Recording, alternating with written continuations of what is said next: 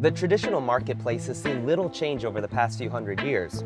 You've got a buyer, you've got a seller, which then leads to a transaction. But over the past couple of decades, things have started to change at an unprecedented pace, and perhaps no company is reshaping that experience more than Alibaba. Alibaba is one of the world's largest retailers. The company has more than 500 million people using its shopping apps every month. And if you're thinking its scale is limited to China, well, think again. It has operations in more than 200 countries. The company was founded by CEO Jack Ma in 1999 with 17 other people, and he knew he was onto something big. When I have a competitor like a Google and eBay as a Chinese local company, we can learn a lot. We can improve ourselves. They should be careful of us.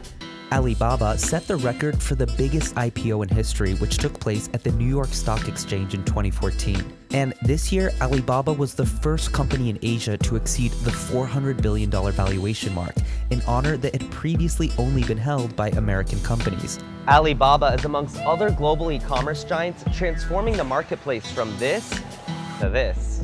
The company is made up of three main sites: Taobao, Tmall, and Alibaba.com. Combined, they have hundreds of millions of users and host millions of merchants and businesses, which means they can pretty much be used by anyone, anywhere, for anything. So how does it even work?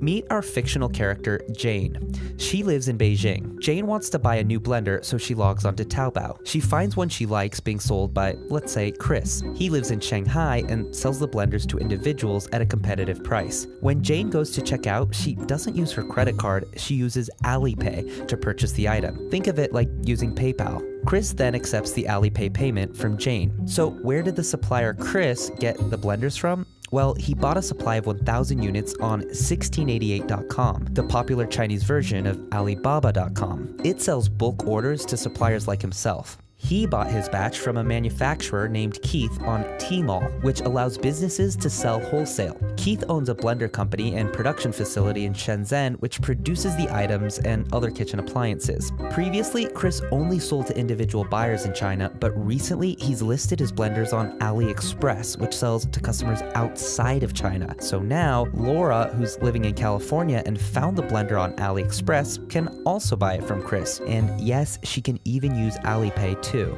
Of course, importing products from China into the US is nothing new.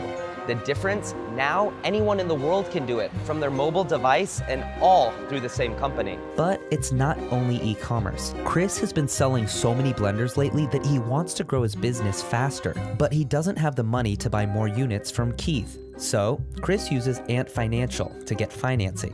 The loan helps him order an extra 10,000 units. So for buying, selling, digital payments, and even financing, you've done it all in Alibaba's platforms. And Alibaba now includes a shipping company, a messaging app, a movie studio named Alibaba Pictures, and more. Alibaba's growth is primarily fueled by China's massive population and rising middle class, but Jack Ma wants world domination for the company. That's why Alibaba is investing heavily in companies in other markets as well, most of which are also being pursued by Amazon.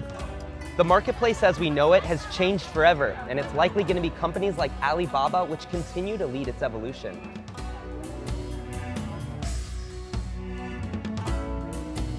Hey, it's Upton, thanks for watching. For more of our videos, check out Why is Hong Kong Housing So Expensive here, and see how China is threatening Asia's financial center here.